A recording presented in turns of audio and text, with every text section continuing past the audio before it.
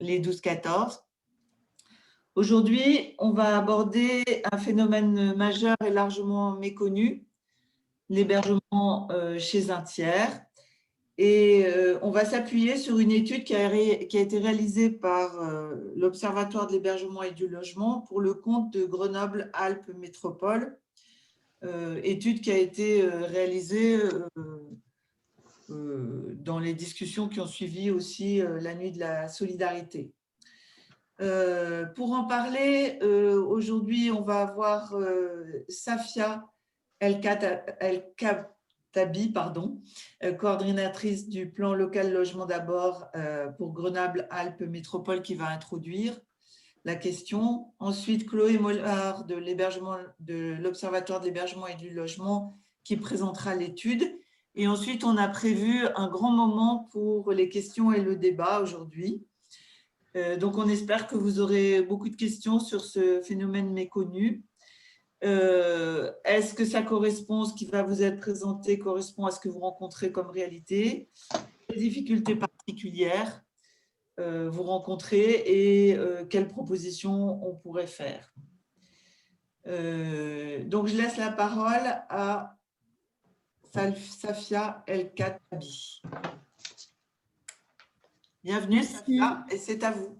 Merci Isabelle. Bonjour à toutes et à tous.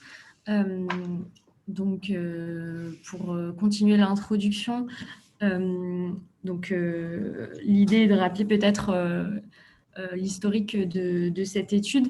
Donc, comme le disait Isabelle, c'est étroitement lié à la mise en œuvre de la première édition de la Nuit de la Solidarité en janvier 2019, qui avait été organisée sur le territoire en lien avec l'OHL pour pouvoir identifier collectivement un nombre partagé de personnes en situation de précarité vis-à-vis du logement. Donc, dans le cadre de cette opération qui s'est tenue donc, comme je disais, fin janvier 2019, il est apparu assez clairement qu'une des limites aussi de la méthodologie qui avait pu être mise en œuvre, c'était la difficulté, en tout cas, ou même l'absence de prise en compte de la question de l'hébergement chez des tiers, du fait de la complexité qu'on a à pouvoir mesurer ce phénomène. Mais ça n'a pas empêché le fait de pouvoir l'identifier quand même en partie grâce au questionnaire qui était notamment mis en place dans le cadre des rencontres des personnes qui étaient dans la rue et qui ont permis d'identifier qu'il y avait tout de même, parmi les personnes qui étaient à la rue, 21% de personnes qui, cette nuit-là, allaient être hébergées chez des tiers. Mais bien sûr, on était en capacité de pouvoir mesurer pleinement l'ampleur du phénomène, même si certaines données nous le permettent aujourd'hui. Donc, l'idée, c'était un besoin partagé avec l'OHL de pouvoir approfondir cette question, vu que c'était un des manquements qui était pointé dans le cadre du rapport de la Nuit de la Solidarité, de pouvoir essayer d'avoir une réflexion plus poussée et trouver des moyens méthodologiques d'étudier ce phénomène. Donc, dans un premier temps, c'était via des groupes de réflexion qui se mettaient en place, notamment dans le cadre de la deuxième édition de la Nuit de la Solidarité qui devait avoir lieu donc, en juin 2020 et qui a donc été annulée en raison du contexte sanitaire. Et donc, avec l'OHL, il a été décidé que dans ce contexte, on allait aller plutôt vers une étude plutôt qualitative qui visait à alimenter l'observation sociale sur notre territoire dans le cadre de la politique du logement d'abord, puisque bien sûr, les personnes hébergées chez les tiers font en partie, on le verra dans le cadre de l'étude, partie aussi du public ciblé dans le cadre de la politique du logement d'abord. Donc, voilà, l'idée, c'était vraiment de pouvoir approfondir les connaissances sur ce phénomène de précarité vis-à-vis du logement et qui reste aujourd'hui méconnu. Et cette approche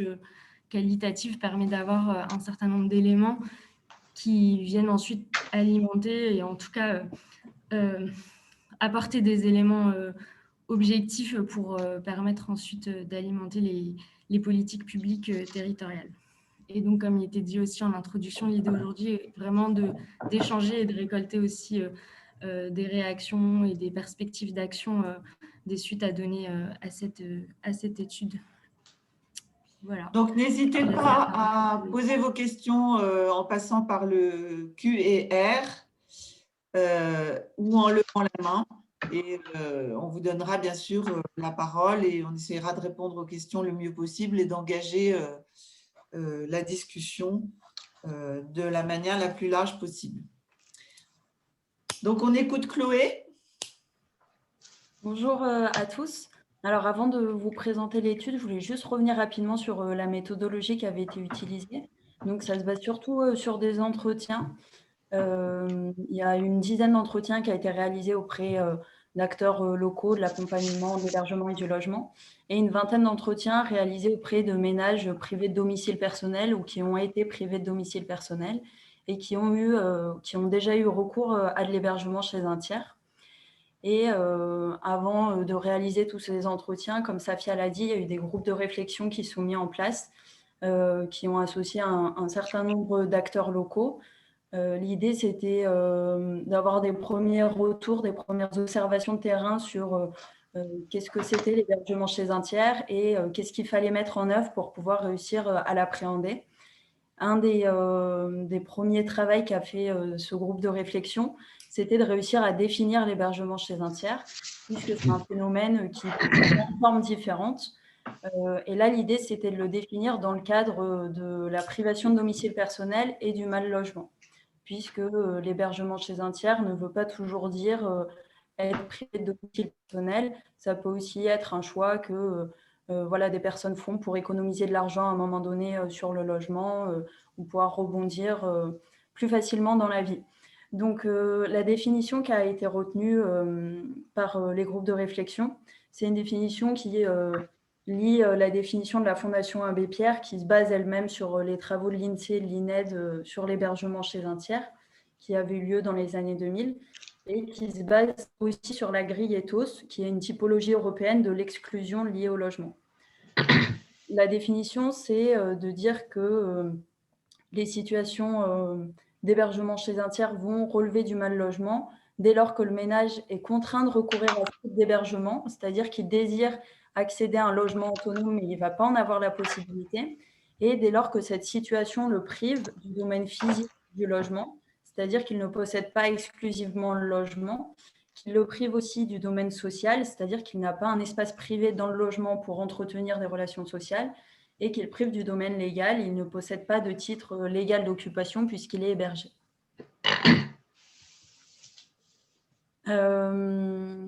Pour commencer aussi, quelques chiffres. Donc, on sait que l'hébergement chez un tiers, c'est un phénomène d'ampleur, mais on a du mal à savoir combien de personnes exactement ça représente. Donc, nous, les données sur lesquelles on s'appuie, c'est la demande de logement social, celle d'hébergement d'insertion et celle d'hébergement d'urgence. On va voir que chacune de ces données, elles ont leurs limites et qu'on ne peut pas forcément faire la somme de toutes ces données. Mais ça nous donne quand même une idée du nombre de ménages que ça représente. Donc, sur la demande de logement social sur le territoire de Grenoble-Alpes-Métropole en 2019, on avait 2904 ménages qui se déclaraient hébergés chez un tiers au moment de leur demande, ce qui représente un tiers des demandeurs de logement social en accès, c'est-à-dire ceux qui font une première demande de logement social. Parmi eux, on a 831 ménages qui sont âgés de moins de 30 ans et qui sont hébergés chez leurs parents. Je précise cette donnée-là parce que dans les premières définitions qu'il y avait eu de l'hébergement chez un tiers, voilà, il y avait la question qui se posait, à partir de quel âge un jeune qui est hébergé chez ses parents, on va considérer ça comme une situation de mal logement, puisque dans la société, on pense l'hébergement familial comme quelque chose d'assez naturel. Donc voilà, la limite qui avait été fixée, c'était 25 ans par la Fondation Abbé Pierre.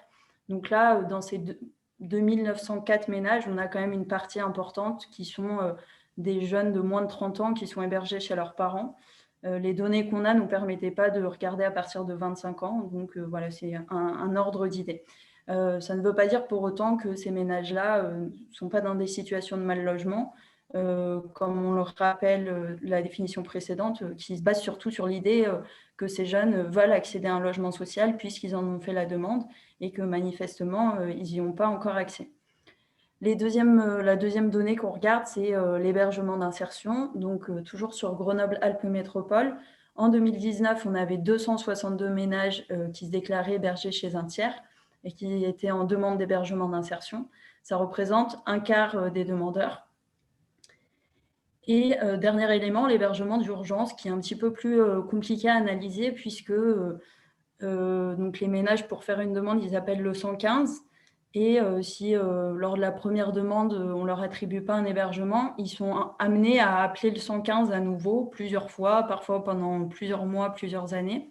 Et à chacun de leurs appels, ils déclarent leur situation résidentielle. Donc nous, la donnée qu'on a retenue, c'est le lieu où le ménage a dormi la veille de son appel. Et on va voir que selon les appels pour un même ménage, la situation résidentielle change. Donc, la donnée qu'on avait retenue, c'était le dernier appel passé en 2019 par chaque ménage. À ce moment-là, on avait 129 ménages qui avaient dormi chez un tiers la veille et ça représentait 4% des demandeurs, ce qui est relativement faible. Et en fait, quand on regarde sur l'ensemble de l'année 2019, et l'ensemble des demandes qui ont été faites par les ménages. Donc là, le panel qui avait été retenu, c'était il fallait que le ménage ait appelé au moins 2 fois le 115 sur l'année 2019. On regarde qu'au fil de cette année, il y a en fait 418 ménages qui ont appelé, qui ont déclaré au moins une fois avoir dormi chez un tiers la veille de leur appel. Donc un chiffre beaucoup plus conséquent que les 129 ménages qu'on identifie à travers le dernier appel. Cette variation de l'hébergement chez un tiers selon les appels, ça montre qu'il y a une porosité importante entre les différentes situations résidentielles des personnes qui sont privées de domicile personnel, notamment entre la rue et l'hébergement chez un tiers, avec un ménage qui passe d'une situation à l'autre au fil de l'année, au fil des mois, au fil des jours. Le dernier chiffre important qui reprend un petit peu ça, cette idée que dans la privation de domicile personnel, en fait, les ménages, ils sollicitent plusieurs solutions. Ils vont être chez un tiers, à la rue, dans un squat, et que du coup, regarder à un instant T le nombre de personnes hébergées chez un tiers, ça témoigne pas tout à fait de l'ampleur du phénomène, puisque une enquête logement de l'INSEE en 2010 nous informait que c'était 80% des personnes qui avaient connu une privation de domicile personnel au cours de leur vie, qui avaient été hébergées au moins une fois par un ami, par un parent. Donc c'est vraiment un phénomène d'ampleur qui concerne une très grande proportion des ménages qui sont privés de domicile personnel.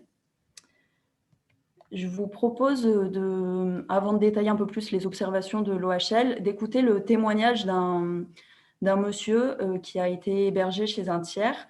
Donc, pour expliquer un peu sa situation, il était marié et avait 2 enfants. Il a divorcé, il a quitté sa femme et il allait vivre chez sa nouvelle compagne.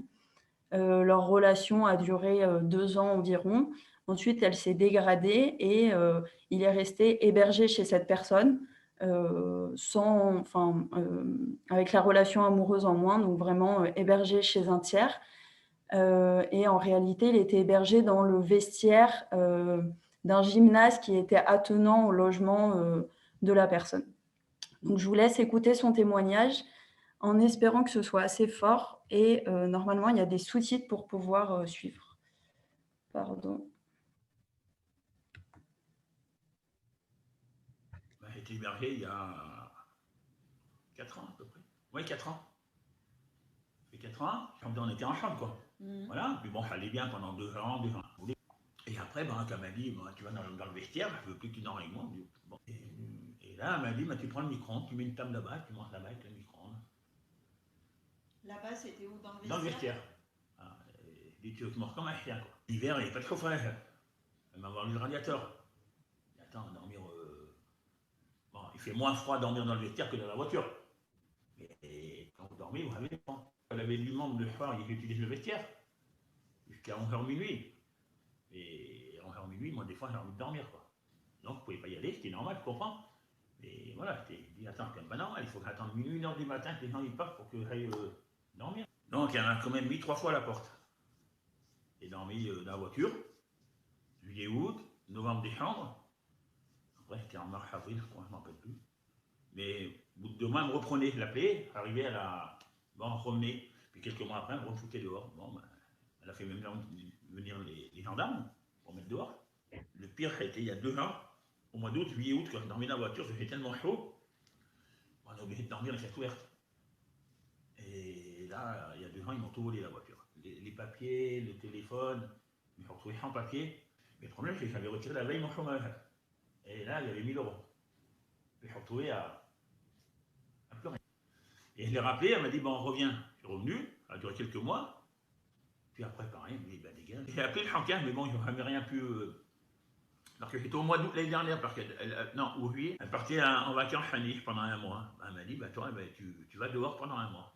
Elle m'a dit, le chantier et tout, et j'ai appelé, mais ils n'ont rien fait. Enfin, ils n'ont rien fait. Ils n'ont peut-être pas pu faire.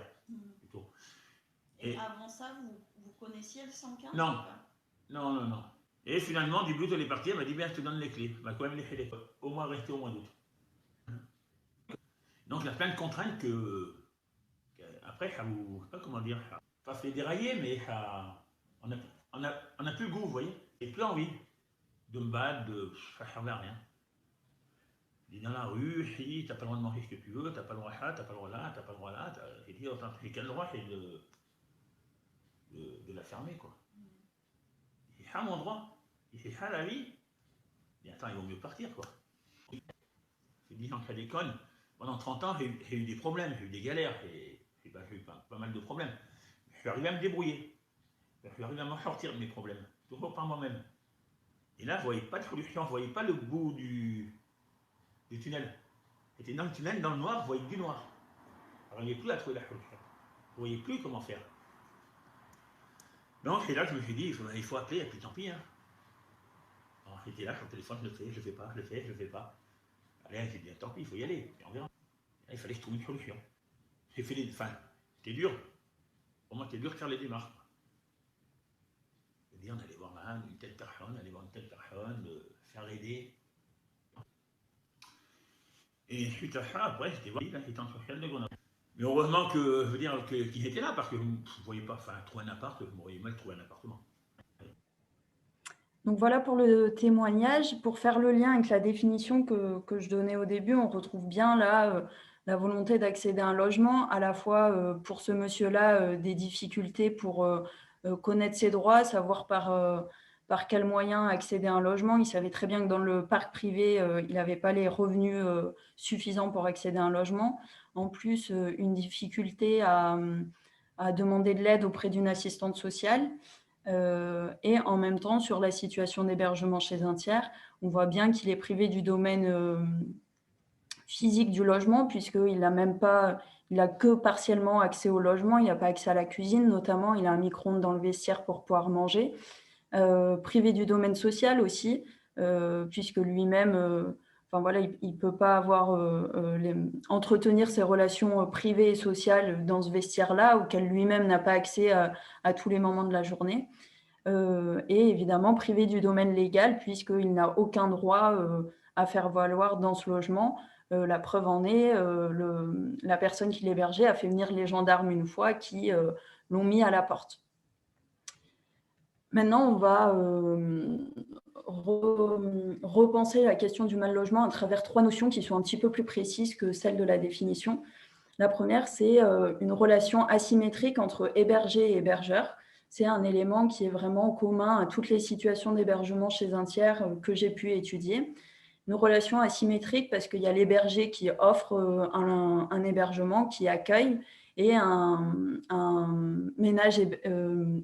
l'hébergeur qui accueille et qui offre un logement, et l'hébergé qui reçoit cet hébergement. Donc, ça crée un sentiment de dette et des rapports de domination plus ou moins forts. Et ce sentiment de dette, en fait, il doit être lu à travers le coût que représente l'hébergé pour l'hébergeur. Alors, ça va être un coût qui va être différent selon la nature de la relation hébergé-hébergeur. Quand c'est des enfants qui sont hébergés chez des parents, voilà, on va se sentir gêné d'être hébergé par eux, de nuire un petit peu à l'autonomie qu'ils peuvent avoir dans leur propre logement. Quand on est hébergé chez des connaissances, c'est plutôt le coût financier qui va rentrer en compte et qu'il va falloir compenser pour réduire le sentiment de dette. Donc, ça va être payer des clopes, remplir le frigo, aider à payer le loyer pour essayer de légitimer sa présence dans le logement et voilà, équilibrer la relation hébergé-hébergeur. Quand le ménage hébergé, par contre, n'a pas de ressources financières pour pouvoir participer aux frais du logement, la compensation, elle va être plus difficile. Elle va souvent se traduire par des services dont la valeur va être difficile à évaluer. Quand la compensation se fait de façon financière, on sait assez facilement trouver un consensus sur combien coûte l'hébergement, combien coûte le logement, combien le ménage hébergé doit participer pour que la relation soit égalitaire. Quand c'est des services rendus, comme par exemple faire le ménage dans le logement, faire le ménage dans les parties privées de l'hébergeur, voilà, rendre des services sexuels également. C'est des services dont la valeur est plus difficile à estimer, plus difficile à trouver un consensus. Et du coup, en découlent souvent des situations de violence et d'exploitation où l'hébergé doit rendre toujours plus de services pour pouvoir se maintenir dans l'hébergement. Un des moyens aussi de réduire le sentiment de dette, c'est d'essayer de soulager un peu l'hébergeur en limitant sa propre présence dans le logement. Donc, il y a des ménages hébergés qui quittent le logement toute la journée, qui viennent seulement le soir pour dormir, pour permettre à l'hébergeur de retrouver une partie de son intimité. La deuxième notion importante pour comprendre les situations de mal-logement, c'est les modalités d'accueil. Sous quelles conditions l'hébergé va pouvoir rester dans le logement de l'hébergeur. Donc, c'est des conditions qui souvent limitent l'autonomie et l'intimité de l'hébergé. Il y a un ensemble de règles à respecter dans le logement. Ça limite également aussi l'intimité de l'hébergeur. Évidemment, il serait beaucoup plus libre dans son propre logement s'il n'avait pas accueilli un autre ménage. Toutes ces règles qui vont se mettre en place, ça va créer le sentiment de ne pas se sentir chez soi, de ne pas être à sa place, de ne pas être légitime dans ce logement. Et donc, ça génère du mal-être pour la personne hébergée. Donc, les règles qu'il peut y avoir, c'est un accès restrictif à des pièces, à des équipements du logement. On l'a vu dans le témoignage qu'on vient d'écouter avec Monsieur Z qui n'avait pas accès à la cuisine, qui n'avait pas non plus accès au canapé sur lequel il dormait dans le vestiaire à toutes les heures de la journée.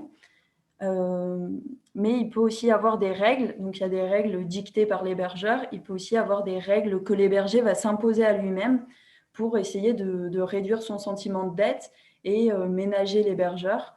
Donc ça va être, comme je le disais tout à l'heure, de quitter le logement la journée, par exemple, pour voilà, essayer de maintenir toujours l'idée à la fois de se sentir mieux dans l'hébergement et à la fois essayer de maintenir l'hébergement le plus longtemps possible dans le temps. Je pense à une autre situation, c'était un jeune majeur qui était hébergé dans une colocation d'autres jeunes majeurs et lui dormait sur le canapé. Il avait un seul ami dans la colocation, c'était lui qui l'avait fait venir. Cet ami-là, il dormait souvent très tard, jusqu'à 15h, 16h de la journée. Et la personne accueillie, hébergée, elle n'osait pas accéder à la cuisine sans lui, elle n'osait pas se nourrir sans lui parce qu'elle n'était pas chez elle, elle était chez quelqu'un d'autre, que ce n'était pas elle qui remplissait le frigo. Et du coup, elle attendait jusqu'à 15-16 heures de l'après-midi pour pouvoir manger. Et donc, un des éléments qui avait été le plus difficile à vivre pour elle pendant cette période, c'était d'avoir faim. Parce qu'elle dormait dans le salon, donc elle ne pouvait pas se réveiller à 15-16 heures, elle était réveillée assez tôt par les autres colocataires. Et elle passait la journée à attendre pour pouvoir accéder à la cuisine. La dernière notion importante, c'est la stabilité de l'hébergement. On voit que l'hébergement chez un tiers, c'est souvent une situation qui est précaire, avec des allers-retours entre la rue et chez un tiers. Cette précarité, elle est consécutive de ce qu'on vient de dire, de la relation hébergé-hébergeur qui est instable, qui est asymétrique, et des modalités d'accueil. C'est-à-dire qu'à un moment donné, ces deux éléments-là, ça va rendre l'hébergement trop coûteux pour l'hébergeur. Donc, dans ce cas-là, il va décider de mettre fin à l'accueil. Ça peut aussi avoir pour impact d'être trop coûteux pour l'héberger. Dans ce cas-là, il peut choisir lui-même de mettre un terme à l'hébergement. quand la situation est trop pesante. Néanmoins, toutes les personnes hébergées n'ont pas la possibilité de le faire. Ça dépend fortement des ressources que la personne hébergée va pouvoir mobiliser pour accéder à une autre solution, aller chez un autre tiers, aller dans un squat. Ça peut être des solutions qui sont beaucoup moins confortables. Le jeune dont je vous parlais à l'instant, dès qu'il a pu partir de cet hébergement, il en est parti pour aller dans un squat où il n'y avait pas d'eau courante, pas d'électricité, pas de chauffage. Vraiment, l'aspect confort du logement était vraiment moindre. Par contre, il y gagnait en autonomie. Donc, on a, quoi qu'il arrive, l'hébergement chez un tiers, c'est des situations provisoires. Donc, provisoire, le temps d'accéder à un hébergement institutionnel qui va être plus stable. Provisoire, le temps d'accéder à un logement autonome. Et on observe deux types quand même de situations. Un provisoire qui va durer, avec des ménages qui vont être hébergés chez un tiers longtemps, plusieurs mois, plusieurs années, parfois jusqu'à ce que leur situation s'améliore. C'est ce qu'on observe notamment dans le cadre de l'hébergement citoyen, avec des collectifs citoyens qui accueillent des personnes exilées, puisqu'elles sont organisées en collectif, qu'elles ont des ressources. Voilà, l'hébergement est beaucoup plus stable. Le ménage hébergé peut être hébergé par plusieurs personnes à la fois. Il y a une stabilité et un hébergement qui peut durer plusieurs années. Dans d'autres cas, on va voir que c'est un hébergement provisoire qui va se répéter entre des passages à la rue, puis ensuite chez un tiers, puis un retour à la rue. C'est ce que montre le schéma ci-dessous. Donc, c'est une étude qui a été faite à partir des appels au 115. Donc là, j'ai extrait la situation d'un ménage. C'est un couple âgé d'une 60aine d'années qui, entre 2018 et 2019, ont appelé 119 fois le 115. Sur ces appels, il y a 29 de ces appels où le ménage a déclaré avoir dormi chez un tiers la veille et 77 autres appels où le ménage a déclaré avoir dormi à la rue la veille, pardon. Donc on voit bien qu'il y a une alternance entre à la rue et chez un tiers. Donc le schéma, c'est j'ai extrait quelques demandes de ce ménage-là, avec la première demande qui est faite en février 2018, où le ménage a dormi chez un tiers la veille de son appel. La 9e demande, 2 mois plus tard, c'est le 16 mai 2018, où à ce moment-là, le ménage est à la rue. 2 jours plus tard, il rappelle le 115 et cette fois-ci, il est chez un tiers. Une semaine plus tard, il rappelle le 115, il est toujours chez un tiers. Le lendemain de cette 11e demande, il retourne à la rue. Le lendemain, il est à nouveau chez un tiers, puis chez un tiers, et 2 jours après, à nouveau à la rue. Donc là, on voit bien qu'on est dans une situation d'hébergement chez un tiers extrêmement instable, où du jour à l'autre, le ménage se retrouve chez un tiers et à la rue. Donc, à travers les notions que je viens d'expliquer, on voit que l'hébergement chez un tiers, c'est une situation de mal logement qui a des caractéristiques spécifiques, des caractéristiques qui doivent être considérées, prises en compte, même si elles s'expriment dans le cadre privé et que du coup, elles sont beaucoup moins visibles et moins connues aux yeux de tous. C'est des caractéristiques qui vont impacter l'emploi, la scolarité, le développement des enfants, la santé physique et mentale. On l'a vu avec des difficultés à satisfaire ses besoins de base en n'ayant pas accès à une cuisine, par exemple. Face à cette situation de mal logement, on voit qu'il y a 2 ressources qui sont très importantes pour les ménages hébergés, qui vont leur permettre à la fois d'accéder plus facilement à un hébergement chez un tiers et aussi d'accéder à un hébergement chez un tiers de qualité et de pouvoir s'extraire de ces situations dès lors qu'elles deviennent source de violence et d'exploitation. La première ressource importante, c'est la ressource économique. Puisqu'en participant financièrement au logement, ces ressources économiques vont permettre de réduire l'asymétrie hébergé-hébergeur et vont légitimer la présence du ménage hébergé dans le logement. Donc, ça va réduire le sentiment de dette, le fait de ne pas se sentir chez soi, qui sont 2 sentiments qui sont très, très pesants et source de souffrance pour les ménages accueillis. Et en même temps, ça va prolonger la durée de l'hébergement. Pour illustrer ça, je vous propose de lire un extrait d'entretien de Valentin, 26 ans, qui est à la rue depuis 8 ans. Et donc, il explique maintenant, j'ai une politique avec ma femme depuis qu'elle travaille. C'est que maintenant, quand on va chez quelqu'un, pour être réglo de ouf, c'est qu'on est prêt à payer le loyer avec la personne.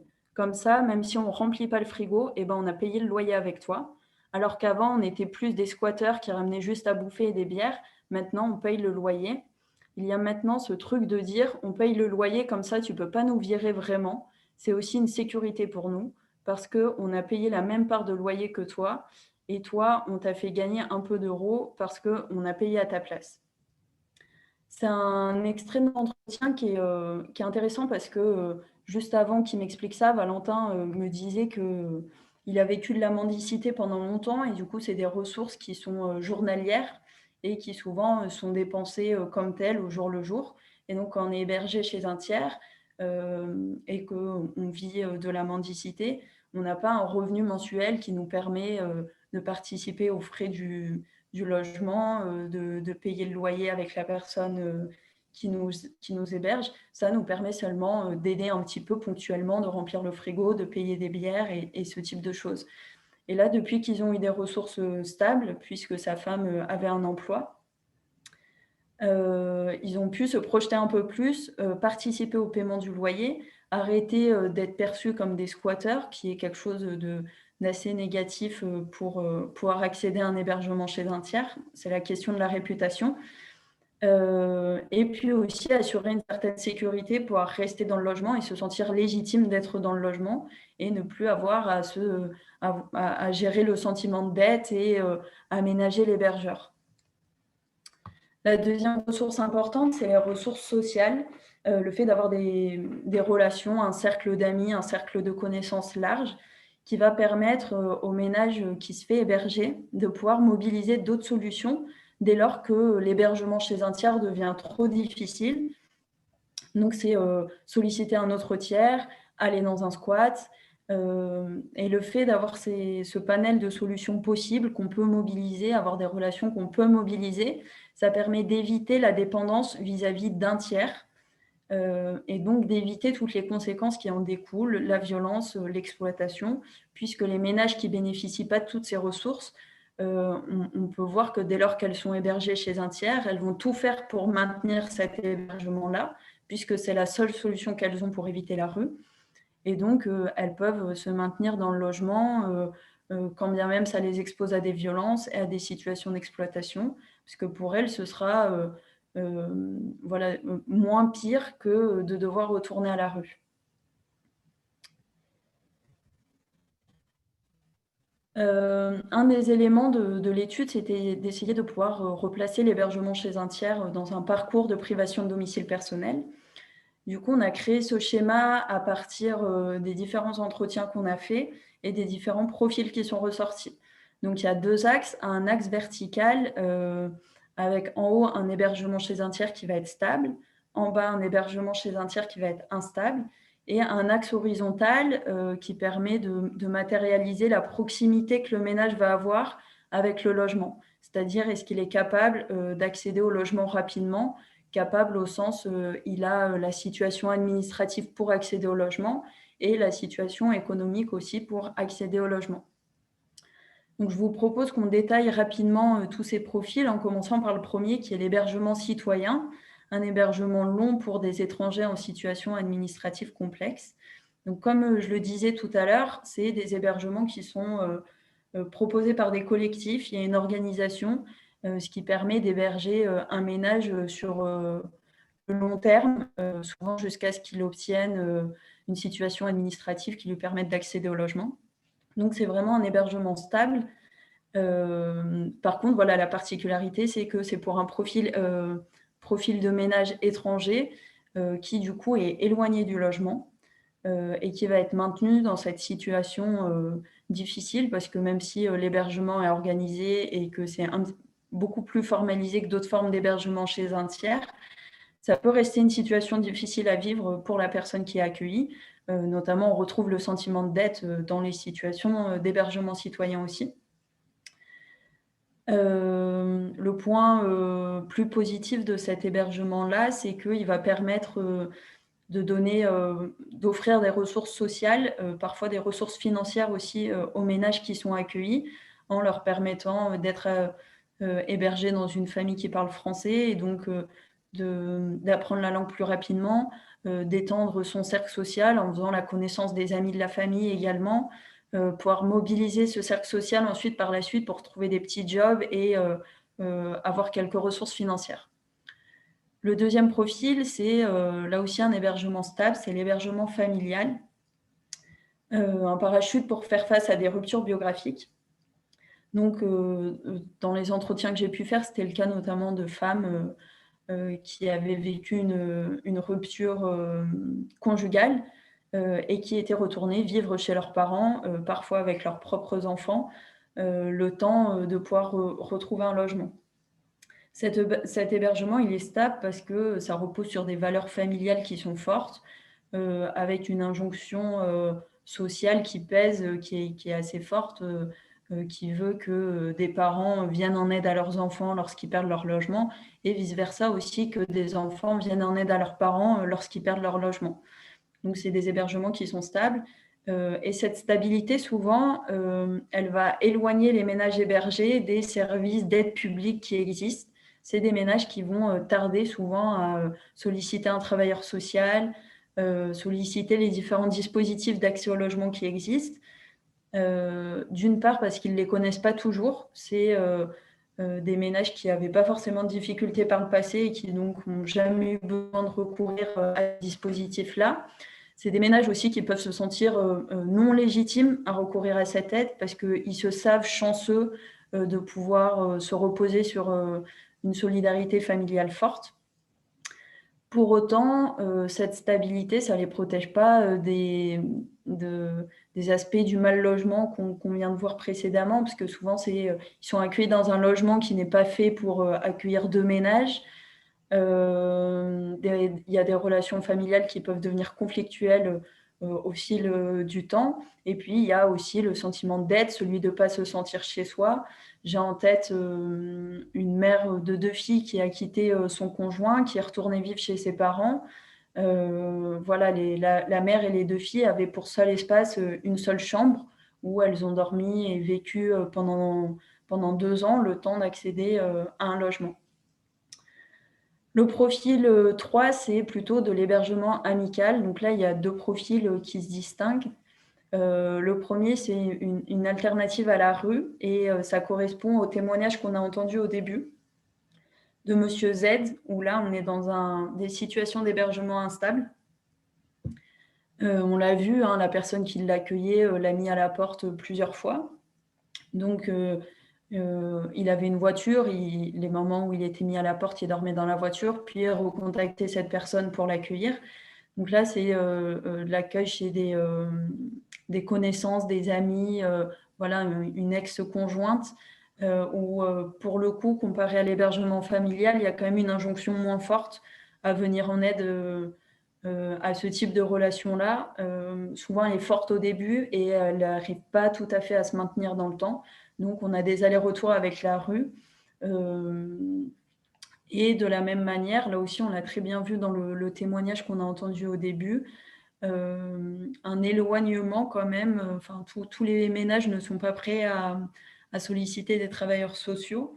Ils connaissent très peu leurs droits, donc ils ne savent pas ce à quoi ils vont avoir droit en sollicitant un travailleur social. Et ça explique aussi pourquoi ils peuvent mettre du temps à y recourir.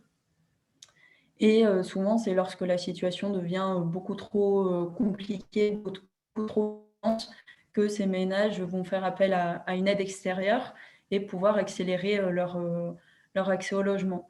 Le profil 2 et le profil 3, on est quand même sur des ménages qui ont une situation administrative et économique qui leur permettent d'accéder au logement. C'est un emploi ou alors des ressources liées au chômage ou au RSA. Le deuxième profil 3, c'est le public de la rue, c'est-à-dire un public qui est privé de domicile depuis plusieurs années et qui a appris à vivre dans la rue. Pour ce public-là, on observe que l'hébergement chez un tiers, ça va pouvoir constituer une ressource. Ils vont Ils vont solliciter un hébergement chez un tiers de temps en temps pour pouvoir s'extraire de la rue, retrouver une forme de confort, pouvoir dormir sur ses deux oreilles. Et par contre, en hiver, ça va devenir voilà, la seule alternative qu'ils ont, une des seules alternatives qu'ils ont pour faire face à l'hiver, puisque le 115 ne leur offre pas toujours de propositions. C'est un public quand même qui appelle le 115 plutôt l'hiver, parce qu'il sait que c'est au moment de la trêve hivernale qu'il y aura des places qui seront ouvertes et qui permettront d'accueillir la personne et son chien. Et le reste de l'année, du coup, ils n'y font pas du tout appel parce qu'ils savent qu'il n'y a aucune place d'hébergement qui existe qui peut accueillir eux et leur animal. Donc, c'est pour ça qu'ils font appel à l'hébergement chez un tiers. Et là, on voit bien que l'hébergement chez un tiers, c'est une alternative au fait que le 115 n'ait pas de réponse à leur accorder de qualité et qui correspondent à leur situation. Le dernier profil, c'est là aussi, c'est des publics plutôt étrangers qui vont pas avoir les ressources amicales et familiales qu'ils pourront solliciter, puisque c'est lié à leur migration. Souvent, ils arrivent seuls ou avec des amis ou des connaissances compatriotes ou qui sont liés à la migration. Et du coup, ils vont avoir accès à des hébergements beaucoup plus instables, parce que souvent, ils sont hébergés chez des compatriotes qui eux-mêmes ont une situation résidentielle très instable, ils sont dans une grande précarité. Donc, c'est de la cohabitation au sein d'une même pièce. Ça ne tient pas très longtemps en général. Pour autant, il y a une forte dépendance à l'hébergement chez un tiers. C'est la seule solution qu'ils ont pour éviter la rue. Et pour ces ménages-là, la rue, c'est une grande source d'angoisse. Et du coup, cette dépendance peut les conduire aussi à s'exposer à des situations de violence et d'exploitation. C'est un profil qui appelle le 115 très, très régulièrement aussi dans l'espoir d'accéder à une situation résidentielle plus stable que celle que permet l'hébergement chez un tiers. L'idée de ce schéma, c'est voilà, d'avoir un aperçu de la complexité de l'hébergement chez un tiers, de toutes les situations que ça recouvre, des différents publics qu'il y a, avec sur la droite des publics qui sont plutôt publics logement d'abord, qui pourraient accéder au logement rapidement et qui n'ont pas forcément accès ou qui ne font pas forcément appel aux ressources existantes et aux dispositifs existants pour accélérer leur accès au logement. Et à droite, plutôt des publics qui sont dans des parcours de privation de domicile personnel qui sont amenés à durer plusieurs années avec une grande précarité administrative et économique et sociale qui compliquent vraiment leur parcours. Et là aussi, voilà, qui mobilisent le 115, mais faute de réponse, c'est les solidarités privées qui sont mobilisées. Ce schéma aussi, il est intéressant pour pouvoir penser le passage d'une catégorie à l'autre. Je pense notamment au profil 2 et 3. On a des situations d'hébergement familial qui, au fil du temps, vont se détériorer. Il va y avoir des conflits importants.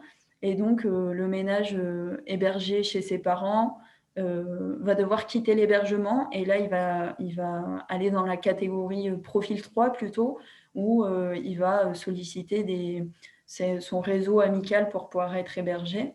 Et du coup, ça peut être des situations d'hébergement plus instables, sachant que cette instabilité, elle va aussi avoir des effets sur leur capacité à accéder au logement rapidement, puisqu'on l'a dit, l'instabilité, ça impacte aussi l'emploi, la possibilité de maintenir son emploi et pour les enfants de maintenir la scolarité.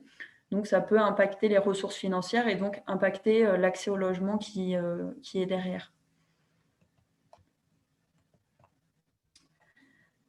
La dernière slide, c'est pour résumer un petit peu tout ça et dire que, comme on l'a vu là dans les différents profils identifiés, c'est que l'hébergement chez un tiers, finalement, il va constituer la variable d'ajustement invisible au sans-abrisme. D'abord invisible parce que c'est des situations qui s'expriment dans la sphère privée, des situations de mal logement vraiment qui restent cantonnées dans l'espace privé, caché derrière le logement dans lequel on est hébergé.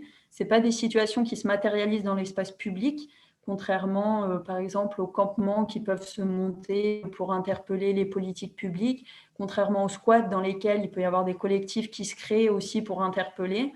Là, vraiment, c'est des situations de mal logement qui se passent dans le diffus et on n'a pas de relais à l'heure actuelle pour porter les voix des personnes hébergées.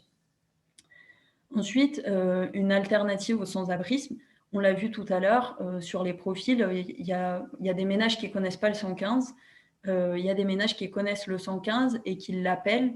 Et c'est parce qu'il n'y a pas de réponse en face qui vont se reposer sur des solidarités privées. Et pour les ménages qui sont en capacité d'accéder au logement, c'est aussi parce qu'en face, il n'y a pas suffisamment d'offres de logements abordables disponibles tout de suite qui vont se reposer sur des solidarités privées pour faire face au délai d'attribution du logement social. Donc, on a des solidarités privées qui sont vraiment béquilles des solidarités publiques. Et on voit même que ça va être une solution de moindre mal sur laquelle les acteurs de terrain vont aussi s'appuyer faute de mieux. On l'a vu notamment pendant le premier confinement avec des acteurs de terrain mobilisés pour essayer de faire tenir les situations d'hébergement chez un tiers dans lesquelles étaient les ménages accompagnés parce que voilà, il ne fallait pas retourner à la rue durant le premier confinement et que concrètement, il n'y avait pas d'autres solutions à mobiliser que d'essayer de maintenir et d'apaiser un peu les situations d'hébergement chez un tiers. Donc, on voit que parce que c'est à la fois une béquille aux solidarités publiques, que c'est une variable d'ajustement au sans-abrisme, et aussi parce que ça reste cantonné dans la sphère privée, que ce n'est pas rendu visible aux yeux de tous, ça ne se matérialise pas et que du coup, ça ne fait pas l'objet d'un problème public sur lequel il faudrait agir. Ça reste un peu l'angle mort des politiques publiques, quand bien même l'hébergement chez un tiers fait quand même partie des critères de priorisation, au même titre que d'être dans la rue ou d'être hébergé en structure d'hébergement d'urgence, par exemple. Et du coup, la question, c'est de savoir comment on peut réussir à mieux prendre en compte ces situations de mal logement, quand bien même elles s'expriment dans la sphère privée et quand bien même aujourd'hui, faute de mieux, de nombreuses personnes s'appuient dessus pour faire face au manque, à l'offre insuffisante de logements abordables et d'hébergement.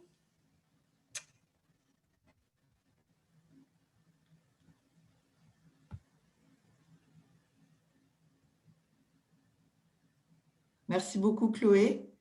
Donc maintenant, on avait prévu un grand temps un temps important pour les questions. Vous pouvez poser vos questions avec le système de questions et réponses, ou alors vous pouvez lever la main et on vous donnera la parole directement en activant votre micro. Est-ce qu'il y a des questions sur ce qui vient d'être présenté dans un premier temps? Est-ce que ça correspond à ce que vous rencontrez déjà? Est-ce que c'est quelque chose de nouveau pour vous, que vous découvrez? Est-ce que ça correspond à des difficultés particulières que vous avez notées? La parole est à vous. Alors, il y a une question qui est venue tout à l'heure. C'est Bernard, est-ce que tu veux la poser directement? Il faut lui donner la parole si c'est le cas. Oui. Est-ce qu'Anne-Laure... Voilà, comme ça, vous m'entendez? Oui. Voilà, on t'entend très bien. Merci, Bernard. Alors, Question directement. il y avait une première question qui m'a interrogé. C'est que Chloé, à un moment, a fait allusion à des services sexuels en échange de l'hébergement.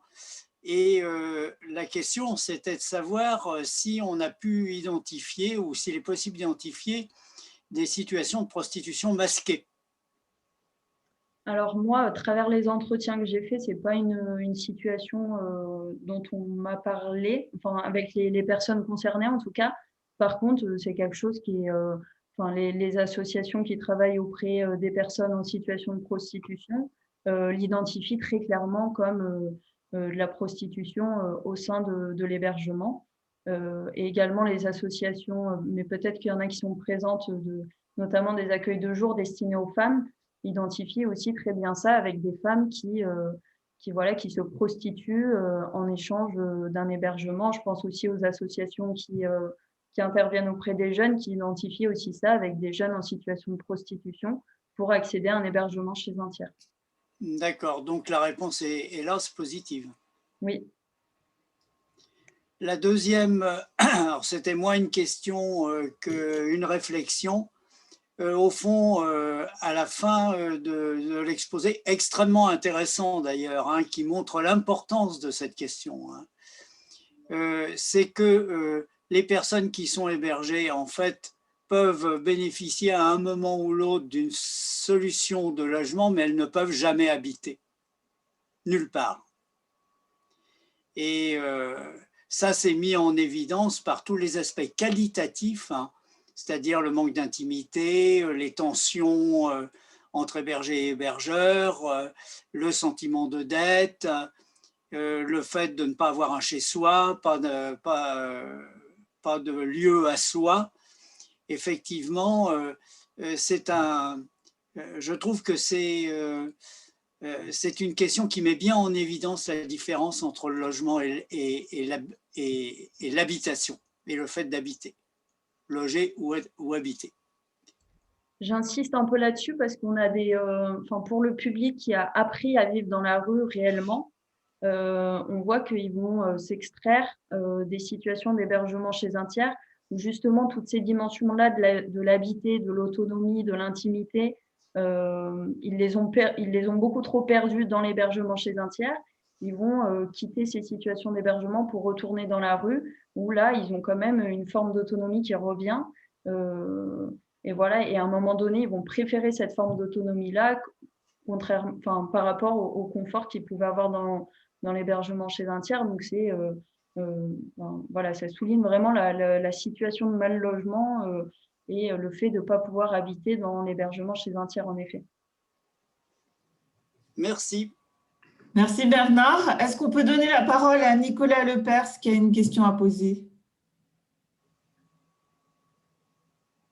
Nicolas, je pense que vous pouvez parler. Oui, bonjour à tous. De fait, non, ce n'est pas vraiment une question, c'est aussi un petit point qui est important à souligner. C'est que sur le terrain, on remarque aussi que les personnes qui sont sortantes de la rue et qui, du coup, sont tout neufs dans l'espace du logement sont plus à même aussi d'héberger des anciens compagnons de galère. Donc, on est vraiment sur le point où les personnes qui sortent de la rue et qui ont un logement tout neuf sont déjà prêts à héberger leurs copains. Par conséquent, ça peut aussi poser quelques problèmes de cohabitation et aussi d'intimité. Donc voilà, c'était juste pour souligner ça un petit peu de ce qu'on relevait sur le terrain, sur ce qui était important, qui n'avait pas été nommé jusque-là. Et ça peut même les mettre en difficulté aussi. Je me souviens, je parlais avec Totem qui expliquait que du coup, l'hébergeur qui venait d'accéder à un logement et qui hébergeait des personnes qui étaient toujours à la rue, voilà, du coup, ça pouvait générer des troubles de voisinage, mettre en danger le fait que lui-même vient juste d'obtenir un logement. Ça pouvait aussi mettre en danger sa sobriété quand il était question de sobriété, avec des personnes de la rue qui ramenaient des boissons ou des drogues au sein de son logement. Non, mais voilà, c'est bien là que je voulais en venir. Est-ce qu'il y a une recommandation à faire par rapport à ça? Est-ce qu'il y a une solution ou...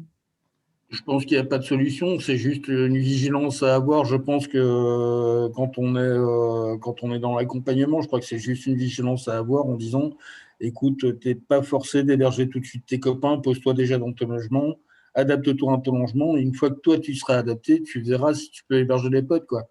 Mais pas tout de suite. D'accord. Maintenant, je pense que c'est plus un conseil, c'est plus quelque chose à passer au cours de l'accompagnement qu'autre chose. Hein. Une précaution. Et ce que tu dis, Nicolas, aussi, ça rappelle que souvent, les hébergeurs, c'est des personnes qui elles-mêmes sont dans des situations de grande précarité aussi. Bien entendu. Ok. Merci. Monique, est-ce qu'on va vous entendre? Il faudrait débloquer le micro de Monique Bianchin, je ne sais pas comment on dit. Est-ce qu'on peut débloquer son micro? Je vais essayer moi. Voilà, je vais le faire moi. Si j'y arrive. Non, j'y arrive pas. Moi, je l'ai débloqué, le micro. Il faut que Monique, elle l'active maintenant. Il faudrait que Monique active son micro pour pouvoir parler. Voilà. Voilà, parfait. Monique, la parole est à vous. On va peut-être m'entendre difficilement. Je reprends la question que j'ai posée par écrit. Oui, est-ce que vous pourriez parler un tout petit peu plus fort? On ne vous entend pas très bien. Alors, la question que nous nous posions est la question suivante. Nous avons des possibilités de logement pour des personnes qui en auraient besoin, mais nous ne savons pas comment est-ce qu'on pourrait associer ce logement à faire une contrepartie, un logement gratuit contre la réhabilitation du reste du logement. Est-ce qu'il existe des textes, des guides, des choses qui pourraient nous permettre de faire ça? Si j'ai bien compris, vous proposeriez un logement en échange de la réhabilitation de l'autre partie du logement? Exactement. D'accord. Alors moi, je n'ai pas de réponse à donner. Je ne sais pas si Safia a des pistes ou quelqu'un d'autre.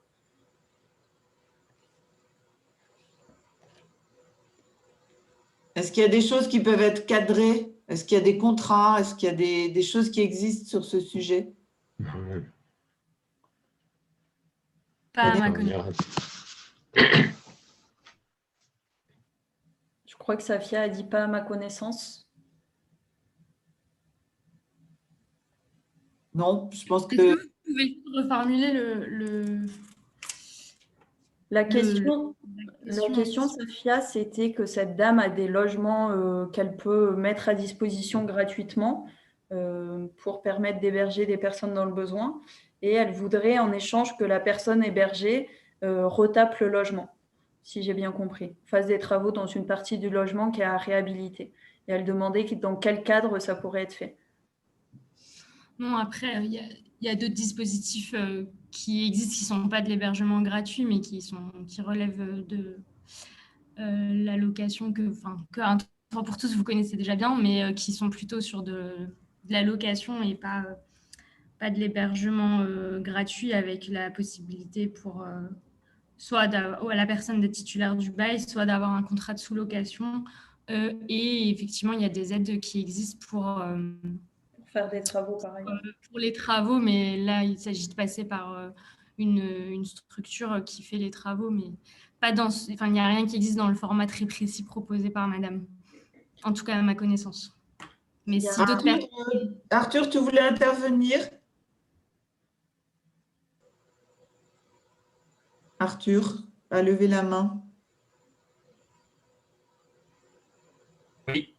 Bon, non, moi, je proposais juste que madame prenne contact avec nous, Un Toit pour tous, puisqu'on puisse regarder de quoi il s'agit, de quel type de logement, et si on peut réfléchir ensemble, soit pour aller, comme le disait Safia, sur des dispositifs plus classiques, mais qui peuvent être des formes de réponse, avec un intermédiaire, une association, etc., soit pour qu'on regarde plus en détail la question qu'elle nous pose et qu'on regarde avec nos fédérations aussi s'il y a des solutions qui existent ailleurs, quoi.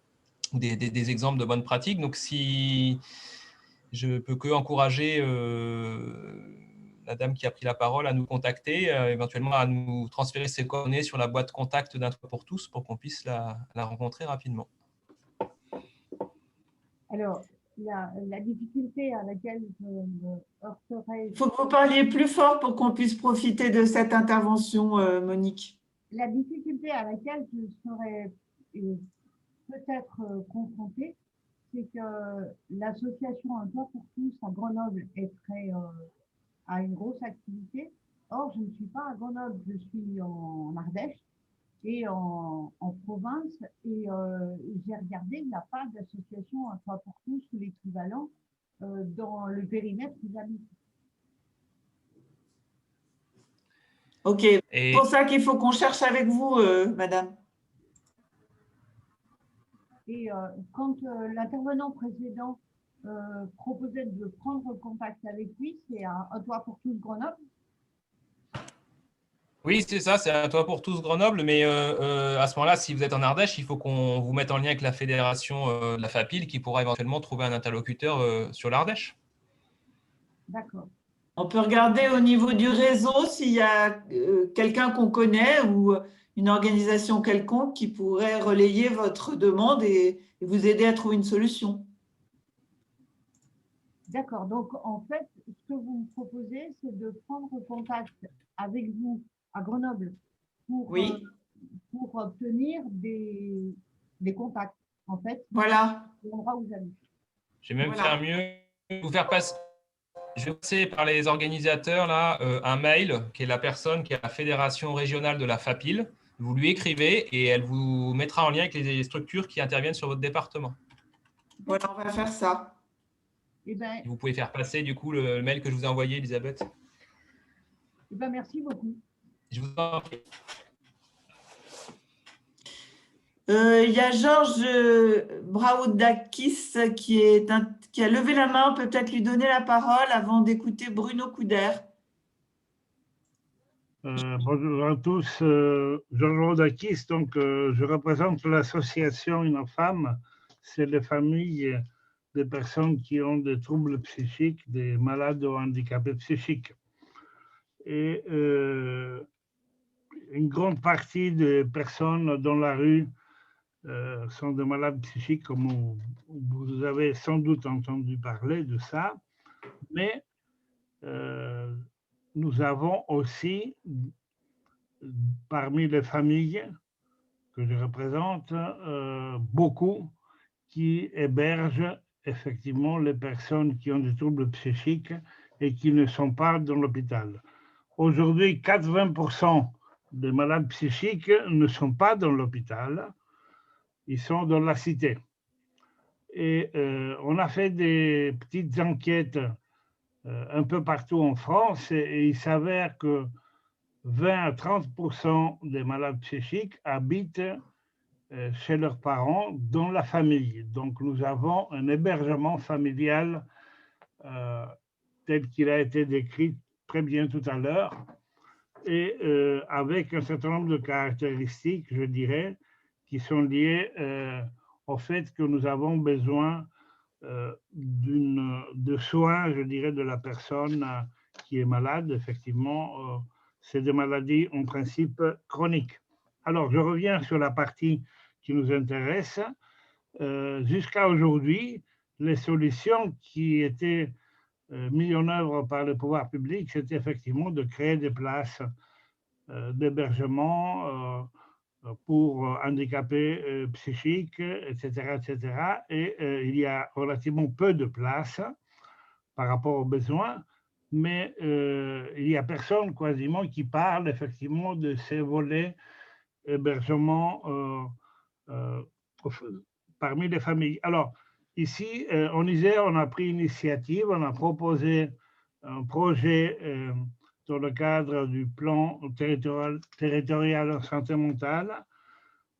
C'est à l'étude à l'ARS, à l'Agence régionale de santé, et nous sommes dit il est intéressant de se rapprocher auprès des familles qui hébergent effectivement leurs proches malades et les aider pour demander de l'aide. Parce que, comme vous l'avez souligné, il y a des situations qui deviennent stables, mais pas nécessairement selon les vrais besoins des personnes malades qui aspirent à une certaine autonomie, et les aidants familiaux souvent s'épuisent après un certain temps. Donc, il faut chercher des solutions qui sont dans la palette des solutions qu'on connaît, du logement social, etc., etc. Et on a pensé qu'il serait intéressant de se rapprocher donc de ces familles et de leurs proches et les aider par des ateliers, par exemple, ou de l'information, pour que dans le système très complexe d'attribution de logements puisse effectivement naviguer et chercher des solutions on espère comme ça qu'il y a une amélioration, un rétablissement de ces malades par une réhabilitation psychosociale, comme on dit, parce que le logement, pour ces malades psychiques aussi, est la base de l'insertion de la société. Il n'y a pas de travail, il n'y a pas de santé, il y a des ruptures de santé si on n'a pas de logement, etc., etc. Donc, on pense que vis-à-vis de l'hébergement familial, il est nécessaire en Isère d'aller vers ces familles et leur proposer petit à petit de se dégager, je dirais, de ce format dont personne quasiment ne parle aujourd'hui. Voilà. Merci. Merci pour votre témoignage parce que c'est en effet un profil qui n'a pas du tout été mentionné dans cette étude. Donc, merci beaucoup d'avoir... On va y remédier. On va sans doute se voir à ce sujet parce que moi, j'étais très intéressé par votre enquête, vos études et la méthodologie que vous avez appliquée. Nous, on souhaite pour un public un peu particulier, hein, mais qui est nombreux et qui a des besoins aussi particuliers, mais qui sont là dans la cité. C'est des personnes, hommes, femmes, de tout âge, et pour lesquelles il faut chercher une solution de logement en fonction de leur degré d'autonomie. Hein. C'est toujours cette question-là qui est pour nous importante. Mais on va effectivement entrer en contact avec vous dans un mouvement de trouver des solutions pour la santé mentale et le logement, enfin, le couple des deux. Voilà. D'accord. Merci. Une petite question pour continuer sur notre échange. C'est est-ce que vous retrouvez les mécanismes qui ont été décrits par Chloé dans la situation des hébergés dans leur famille? Oui, tout à fait. Tout à fait. Le déséquilibre, la dépendance, etc. C'est exactement ça. Ce qui nous a intéressé aussi ces dernières années, l'impact qu'il y a, pas par le simple hébergement, mais la cohabitation, effectivement, qui devient à un moment donné forcée, l'impact auprès des aidants, puisque finalement, il faut préserver aussi la santé mentale des aidants, qui s'épuisent, ça on le sait un peu partout maintenant. Les aidants aussi, il faut préserver leur santé pour qu'ils puissent effectivement vivre correctement et pas s'enfoncer comme on le voit souvent, hein, non, ici. Donc il y a ces deux volets qui nous préoccupent, mais il ne s'agit pas d'abandonner, pas du tout, les enfants ou les proches. Au contraire, il faut les éduquer, entre guillemets, pour naviguer dans le système d'attribution de logement. Aujourd'hui, il y a une telle complexité, vous le savez tous, qui sont incapables, évidemment, de remplir le dossier, faire les démarches, comprendre ce qu'on leur demande, etc. Donc, je pense qu'il y a tout un travail pédagogique qu'il faut faire auprès des aidants, mais aussi des personnes qui souffrent et qui aspirent à un meilleur logement. On a des exemples donc multiples au quotidien. Et la solution des structures spécialisées n'est pas bonne pour tout le monde, c'est évident aussi. Pour terminer, il ne faut pas fermer la porte, il faut concevoir aussi un aller-retour, parce qu'il s'agit des situations qui sont variables. D'ailleurs, on l'a vu dans l'exposé. Dans le temps, les personnes ont un parcours de vie qui fait qu'à un moment donné, ils deviennent plus vulnérables, ils ont besoin d'une aide. Alors voilà, c'est le milieu familial offre souvent cette aide, mais il ne faut pas, je dirais,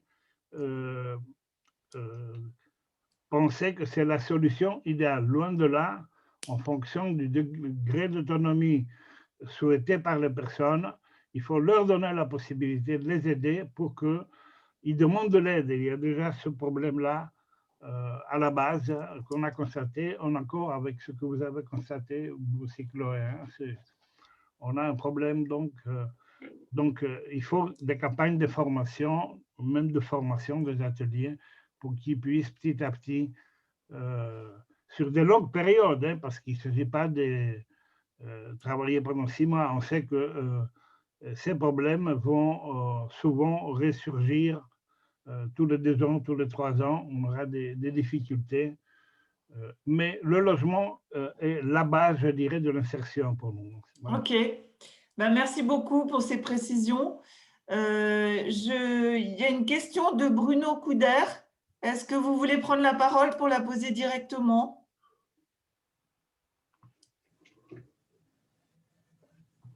Non, je crois que vous m'entendez? Oui, très bien. Non, c'est une question toute simple. C'est mon expérience, c'est que dans les HLM, en général, on n'a pas le droit d'héberger. C'est dans le contrat.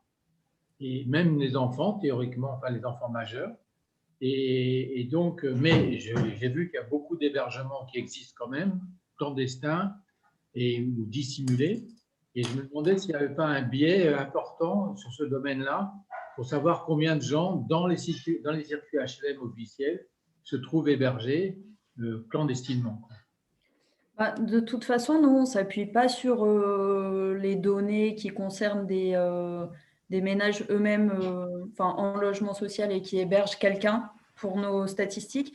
Mais par contre, ce que vous dites, c'est pertinent dans le sens où, sur le territoire grenoblois, pour accéder à un accompagnement social, il faut pouvoir justifier d'une adresse pour être attitré à un secteur et donc savoir qui solliciter. Et pour les personnes hébergées chez un tiers, cette adresse, ça va être l'adresse du logement dans lequel elles sont hébergées. Et on sait qu'il y a des hébergeurs qui vont refuser de faire une attestation d'hébergement, justement parce qu'ils peuvent avoir des craintes que ça se sache auprès de leur bailleur, que ça se sache aussi auprès de la CAF et que du coup, ça impacte les aides dont ils sont bénéficiaires. Donc, je ne sais pas si quelqu'un du CCAS et de la domiciliation est présent aujourd'hui, mais pour m'être entretenu avec eux, il y a vraiment, du coup, la domiciliation du CCAS est pour les personnes qui n'ont pas réussi à obtenir cette attestation d'hébergement et qui, du coup, vont avoir comme adresse le CCAS de Grenoble. C'est là-bas qu'ils récupèrent leur courrier. Les entretiens qui sont réalisés avec ces ménages, il y a beaucoup de tabous et de non-dits sur l'hébergement chez un tiers. La crainte d'être soi-même stigmatisé, on n'a pas envie de dire qu'on est chez un tiers, mais aussi c'est l'hébergeur lui-même qui peut mettre des pressions sur la personne hébergée en lui disant tu ne peux pas dire que tu habites chez moi, il faut que ça reste dissimulé parce que ça peut avoir des impacts sur sa propre situation. D'accord. Oui, est-ce qu'il y a quelqu'un du CCAS de Grenoble qui pourrait, ou d'un autre CCAS qui pourrait intervenir? Sinon, on va donner la parole à Bénédicte Fage, qui a levé la main pour poser une question. Oui, bonjour. Donc, je suis membre de l'association Accueil Migrants Grésivaudan. Est-ce que vous pouvez parler un petit peu plus fort parce qu'on vous entend assez mal? Je suis membre de l'association Accueil Migrants Grésivaudan. Je voudrais revenir sur l'accueil citoyen des personnes migrantes. Alors, on parle de l'accueil chez des tiers. En fait, de notre expérience, c'est quelque chose qui existe, mais qui est difficile à mettre en œuvre, très chronophage. Et nous, on essaye de proposer des hébergements dans des appartements qui sont mis à notre disposition pour certains d'entre eux par des communes. Comme c'est des communes, des petites communes, ce n'est pas l'agglomération grenobloise, il y a souvent des conditions de situation administrative qui sont mises par les mairies pour l'accueil des personnes, ce qui limite les possibilités. On loue aussi des appartements nous-mêmes par l'intermédiaire de la PARDAP à un bailleur social, mais il faut réussir à rassembler suffisamment de fonds pour tenir dans la durée dans ces appartements, ce qui n'est pas évident. Et on met en œuvre aussi un hébergement tournant chez des particuliers. Donc, c'est surtout de ça dont il s'agit aujourd'hui. Ce que je voulais dire, c'est que c'est difficile à organiser et que ça tienne dans la durée, parce que pour une seule personne migrante, on a besoin d'à peu près 6 hébergeurs qui tournent et qui se relaient sur un planning, puisqu'il y a les vacances, il y a les contraintes des uns et des autres. Il s'agit d'un hébergement dans des familles, au sein des familles, où le migrant dispose d'une chambre, mais en général partage les repas ou partage l'utilisation de la cuisine et de la salle de bain. Donc, il faut suffisamment d'hébergeurs, à peu près 6 hébergeurs pour une famille migrante. Pour faire tenir cet hébergement, il faut un bénévole qui assure le recrutement des familles hébergeuses, leur encadrement, parce que ce n'est pas simple d'accueillir chez soi, dans un fonctionnement familial, une personne migrante. Ça pose des tas de questions, il y a des aléas, il y a des couacs, et donc il y a un bénévole ou une bénévole qui est sollicité beaucoup pour assurer le fonctionnement de cet hébergement tournant. Et la dernière difficulté, c'est que les migrants qu'on héberge dans ce cadre-là, assez vite souffrent du manque d'autonomie, du manque d'intimité et aspirent à pouvoir avoir une chambre dans un appartement partagé avec d'autres et non plus au sein d'une famille. Donc, c'est une solution qui permet de dépanner, d'héberger des personnes pour lesquelles on ne peut pas trouver d'hébergement en appartement, etc. Mais ça, enfin, pour ce qui nous concerne, ça reste quelque chose de marginal. Et puis, je ne vous parle pas du Covid qui fait que les hébergeurs âgés ont tous décidé de prendre un peu du recul pour éviter les risques de contamination. Enfin voilà, c'est compliqué à mettre en œuvre. Et je pense que les associations qui organisent ce type d'hébergement, c'est pareil, c'est pour des petits nombres d'individus. On ne peut pas y arriver pour des grands nombres. Et les grands nombres, il faut trouver quelque chose de plus collectif qui soit moins difficile à organiser. Merci, merci notamment d'avoir souligné toutes les difficultés que ça a pour l'hébergeur et les difficultés pour l'héberger aussi d'être accueilli en collectif citoyen, même s'il y a quand même une organisation et un cadre un peu plus qui permet plus de sécurité que dans d'autres formes d'hébergement chez un tiers. Et merci aussi de souligner que lorsque le ménage est accueilli dans un logement autonome qui va être financé par le collectif, ça lui permet de retrouver son intimité et son autonomie. Voilà, qu'il y a une vraie différence entre être chez un tiers et être hébergé, mais avoir un espace pour sa vie privée et se sentir chez soi. Ok, est-ce qu'il y avait d'autres questions qui viennent? Des gens qui voudraient intervenir?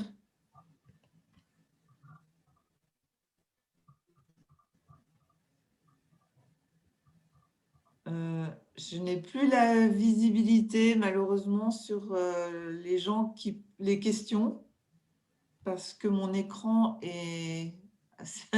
s'est transformé. Ah si, ça y est, je vois de nouveau, c'est bon. Je ne vois pas de questions nouvelles. Moi, j'avais une question un peu à tout le monde en lisant et en relisant et en vous écoutant. Est-ce qu'aujourd'hui, de votre point de vue, il faudrait finalement institutionnaliser un petit peu ça, c'est-à-dire si on n'a pas d'autre solution, est-ce que finalement, poussons le bouchon plus loin, essayons d'organiser ça, de mettre des règles, d'institutionnaliser ce qui aujourd'hui est méconnu, une solution intermédiaire. Ça vous paraîtrait quelque chose de choquant où est-ce que vous en êtes par rapport à ça? Bénédicte Fage a levé la main pour parler. Vous pouvez reprendre la parole si vous voulez. Votre question me fait penser que dans l'année 2020, à 2 reprises, on a décidé d'aider financièrement des personnes qu'on ne connaissait pas, mais qui hébergeaient des personnes qu'on avait connues et qui étaient sorties de notre association et qui risquaient de se retrouver, elles avaient trouvé elles-mêmes un hébergement chez un tiers, une de leurs connaissances, et elles risquaient de se retrouver à la rue du fait du manque de ressources et du poids que ça représentait pour la personne qui les hébergeait que de les garder. Et donc, voilà, on a bricolé ça, on a financé pendant un certain nombre de mois le maintien dans cet hébergement chez une personne à qui on a fait confiance par l'intermédiaire d'en fait l'héberger qu'on connaissait bien et on a décidé de faire comme ça. Qu'est-ce que vous en tirez comme enseignement? Eh bien, dans les 2 cas, ça a vraiment permis de faire tenir un hébergement. Dans un cas, jusqu'à ce que le jeune en question obtienne, et c'est tout à son honneur, un titre de séjour, et maintenant il travaille et il finance son hébergement. On savait qu'il était sur le point de pouvoir être régularisé. Dans un autre cas, c'est une personne qui malheureusement a pu tenir toute la durée des confinements jusqu'à l'automne, jusqu'à la fin du confinement de l'automne. Et ensuite, l'hébergement s'est arrêté chez cette personne, mais pas de notre fait, du fait d'un conflit hébergeur-hébergé auquel nous, on ne pouvait plus rien faire. Et bon, l'hébergeur a mis dehors l'hébergé et on a arrêté de financer. Voilà. Et c'est un élément, enfin, je le disais tout à l'heure en fin de présentation, c'est ce qu'on a observé ça pendant le premier confinement, mais je pense que ça se passe en dehors des confinements aussi, avec des acteurs de l'accompagnement qui vont faire des demandes d'aide financière pour permettre à la personne accueillie de participer financièrement à son hébergement chez un tiers et pouvoir le maintenir plus longtemps sur la durée. Et c'est vrai que dans ces cas-là, on prend cette décision de financer sans avoir toutes les garanties de ce qui se passe. Alors, nous, comme on a un fonctionnement associatif, on exige toujours d'avoir un reçu. Donc, on a un reçu de la personne qui bénéficie de notre aide financière. Après, sur ce qui se passe après, on ne maîtrise rien, mais on a fait ce choix-là en se disant, bon, ça permet de maintenir quelques mois de plus dans un logement ces 2 personnes qu'on connaît. En fait, il y en a une 3e qui me vient en tête. On a fait ça 3 fois. Ok. Et je crois qu'il y a Bernard Hoffmann qui voudrait intervenir. Bernard? Oui, c'était pour revenir sur la question que tu posais. Faut-il institutionnaliser? Alors ça, c'est quand même je dirais, c'est une question grave parce qu'elle est directement liée à l'ampleur du phénomène. Alors, l'étude de Chloé est très intéressante parce qu'elle permet de commencer à toucher, de quantifier un peu, hein, avec toutes les limites qui ont été indiquées. Je trouve que 2900 personnes hébergées sur le territoire métropolitain, sans vouloir monter en généralité d'une manière abusive, ce n'est pas un phénomène marginal. Non. Voilà. Alors, dès lors qu'on considère que ce n'est pas un phénomène marginal, la réponse ne peut pas être une réponse de bricolage privé, qui permet de pallier des carences plus générales en matière d'offres de logement, d'accompagnement, de tout ce qui permet effectivement de récupérer non seulement un logement, mais de pouvoir habiter quelque part. Donc, du coup, l'institutionnalisation, à mon sens, dans cette situation, serait préjudiciable à la construction, mais c'est un point de vue personnel, hein, Oui, serait préjudiciable. Était volontairement provocatrice. Bien sûr, mais je trouve que c'est une très bonne question, serait préjudiciable à la résolution du problème plus majeur du mal logement et de l'offre de logement abordable, ainsi que de l'accompagnement, parce qu'on a vu que derrière ces situations, il y a des questions qui sont relatives à l'accompagnement et qui est nécessaire dans une certaine mesure. Merci. Il y a depuis un moment Guillaume Douady qui voulait poser une question. Il parlait de woofing. Est-ce que vous êtes toujours là? Est-ce que vous voulez poser votre question? Pardon, je crois qu'il parlait de woofing pour répondre à la question de la première dame qui a pris la parole pour D'accord, ok. Sur la réparation du logement. Donc, on laisse ça de côté pour l'instant, à moins qu'il veuille intervenir de nouveau. Et on va donner la parole à Christian. Christian, tu voulais intervenir? Oui, je voulais intervenir parce que cette situation, disons, d'hébergement dans la famille ou chez des tiers est une des 6 conditions d'ALO. Alors, on est effectivement ici devant une situation qui n'est pas marginale, comme l'a dit Bernard, et tous ces gens-là ont droit et remplissent une condition d'ALO. Alors, on en voit un certain nombre, c'est vrai, mais c'est très faible, que ce soit à la permanence ou à la commission de médiation. On a des situations qui correspondent aux 4 situations données par Chloé, mais il est clair qu'on est devant un manque d'informations certain. Chloé l'a dit dans l'analyse des choses, puisque tous ces gens-là, du moment qu'ils ont un certificat d'hébergement, rentrent directement dans une des catégories d'ALO. Bon, puisqu'on en parlait aussi, le problème de l'hébergement familial. Quand moi j'ai commencé le DALO, on parlait encore à cette époque de l'obligation familiale, c'est-à-dire que certaines personnes qui devenaient majeures et qui restaient chez eux, on ne leur donnait pas de DALO parce que les parents pouvaient s'occuper. On en entend moins parler maintenant, mais ça m'intéresserait de savoir si Chloé a rencontré des situations de ce genre.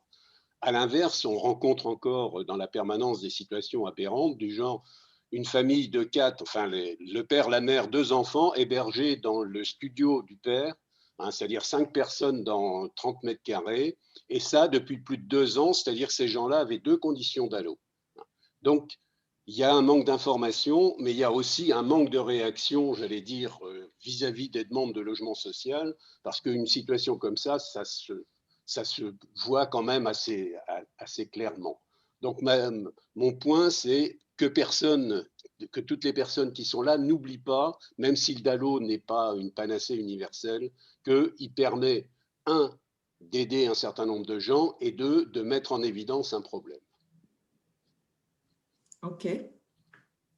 Et que répondrais-tu à ma question concernant le fait d'institutionnaliser, de border ce phénomène en faisant une proposition? Disons que c'est une situation qui existe, donc pour moi, c'est important effectivement qu'on puisse la montrer et la mettre bien en évidence. Maintenant, pardon, il faut trouver le bon moyen de le faire, de façon à ce que ça ne soit pas comme la N plus unième, entre guillemets, comptage qu'on fait sur des situations sans jamais arriver à des réponses qui soient concrètes. L'intérêt de bien connaître une situation, c'est que c'est nécessaire pour pouvoir agir dessus, mais en même temps, si c'est simplement le bon moyen de se dire maintenant on s'occupe d'eux puisqu'on connaît le nombre, personnellement, bon, ça ne m'intéresse pas. Donc le problème, c'est d'être concret.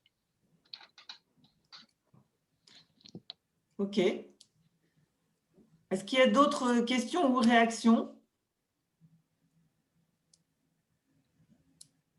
sur ces sujets? Chloé, est-ce que ça t'évoque des choses particulières? Il n'y a pas tout le monde qui a pu proposer des solutions, hein. Je conviens que c'est difficile de répondre complètement à toutes ces difficultés-là. Nous, un des points qui nous semble important, c'est de réussir à rendre le phénomène visible. Je ne sais pas si vous avez des propositions à faire de cet ordre-là pour que, notamment, que les personnes soient hébergées puissent avoir un espace où s'exprimer plus facilement sur leurs besoins et pouvoir alerter sur des situations difficiles. Quand on sait que pour l'instant, tout se passe dans l'espace privé et qu'on a... Voilà, il y a toute une partie des difficultés du quotidien des personnes hébergées chez un tiers qu'on connaît encore peu. Donc, je ne sais pas si parmi les participants, il y en a qui voient des pistes de solutions pour réussir à rendre et à maintenir le phénomène visible et pouvoir prendre en compte les besoins des personnes hébergées.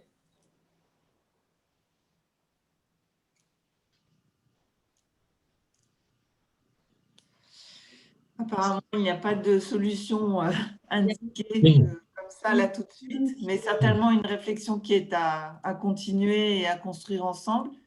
Il y a une personne qui lève la main. Oui. Georges, vous vouliez intervenir? Oui. C'est effectivement un des sujets qui nous préoccupe.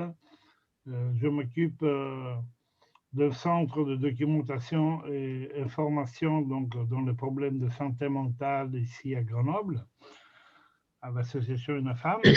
Et nous avons commencé effectivement à programmer des manifestations, des événements qui vont parler du sujet du logement en santé mentale, mais on va aborder aussi cette année, au mois d'octobre et probablement au mois de novembre aussi, les questions du droit au logement pour les personnes qui souffrent de maladies psychiques, qui font partie effectivement des mal logés, comme on l'a vu, à l'occasion donc de journées, de semaines de formation santé mentale au mois d'octobre. On va faire une visio sur tout l'Isère concernant le problème des droits justement de ces personnes. On va intégrer la partie logement et plus tard, au mois de novembre, à l'occasion du mois d'accessibilité de Grenoble, on pense faire une conférence aussi par Zoom sur tout l'Isère sur le problème du droit au logement pour la santé mentale. Évidemment, c'est pour un public qui est particulier, mais ce n'est quand même pas des maladies rares, je peux vous dire. Non. Et ça s'intègre effectivement dans les problématiques plus générales qu'on vient de voir. Mais on essaye donc de prendre notre part sur l'explication grand public à l'occasion de ces événements, soit nationaux, soit au niveau de la métropole, pour parler et expliquer qu'il y a pour nous des problèmes du logement pour les personnes concernées, mais aussi pour leurs aidants. C'est des problèmes qui jusqu'à présent étaient cachés, hein, je dirais, on n'en parle pas. Et il y a très peu d'études hein, qui ont été faites. Et c'est des études occasionnelles. C'est pour cela que je salue le travail de l'Observatoire. Ça va nous inspirer effectivement de creuser la question et on compte bien, je dirais, populariser la problématique. Notre objectif, ce n'est pas on ne gère pas des structures, non, hein, c'est pas du tout ça. Mais par contre, on travaille beaucoup au niveau de l'information, par exemple pour le CDI que je m'en occupe, mais aussi dans le cadre de formation pour les familles et les personnes malades. Donc là, je dirais, il y a aussi un domaine où on commence à avoir de l'aide de la part des agences, soit nationales, soit je dirais, régional, voire le département, au niveau du département, qui nous aide. Donc, il y a toujours la possibilité d'aider, je dirais, les personnes concernées, que ce soit... OK. Voilà, c'est ça. Mais en tout cas... Merci beaucoup, Georges. On garde le lien voilà. avec vous pour tout ça. Je vais laisser la parole pour un moment de synthèse parce qu'il est 2h moins le quart à René Balin de l'Observatoire de l'hébergement et du logement. Avant, parce que je sais qu'il y a des gens qui commencent à être pris peut-être par d'autres choses, je vous rappelle que le 13 avril, il y a un 12-14 sur la loi SRU et le 8 juin sur la loi 4D. Et puis, je vous rappelle que c'est très, très important pour nous que vous fassiez le questionnaire d'évaluation. Voilà, un temps de synthèse avec René Balin. Merci, René. Oui, merci. Donc, si vous avez encore un peu de réserve d'attention et un peu de temps avant de rejoindre vos occupations, je voudrais partager avec vous 3 réflexions que m'inspire à la fois la lecture du rapport, la présentation par Chloé et puis le débat qui vient d'avoir lieu. Mais avant de faire état de ces 3 réflexions, j'ai 2 remarques. Tout au long de ce débat, je me suis dit que finalement, avec hébergement chez un tiers, on n'a pas choisi le bon terme. Je préférais, même si celui que je vais utiliser par la suite, il faudrait mieux parler d'hébergement par un particulier. Pourquoi par? Parce qu'il y a une intention dans l'accueil d'une personne. Et puis, ce n'est pas un tiers anonyme qui accueille, c'est une personne, c'est un particulier, c'est une famille, c'est un groupement de personnes. Donc voilà, j'aimerais mieux qu'on parle d'hébergement par un particulier pour les raisons que je viens de dire. Et puis, la deuxième remarque préalable, c'est qu'avec cette thématique-là de l'hébergement chez un tiers, je reprends le vocable, on est face à un continent qui est largement méconnu, quoi. Largement méconnu, même si on avait un certain nombre d'indices.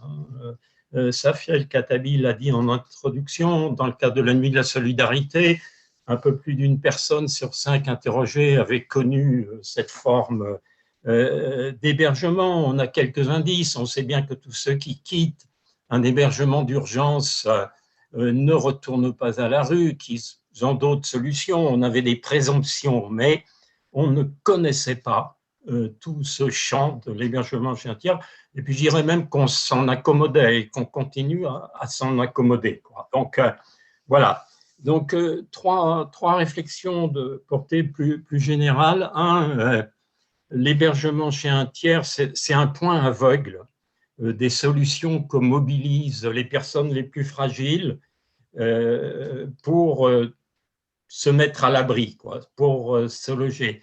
Et contrairement aux images des bidonvilles, des campements, il n'y a pas d'image, il n'y a pas de représentation de l'hébergement chez un tiers. C'est une solution discrète et Chloé l'a dit, c'est une solution qui est invisible. Et pourtant c'est une solution majeure.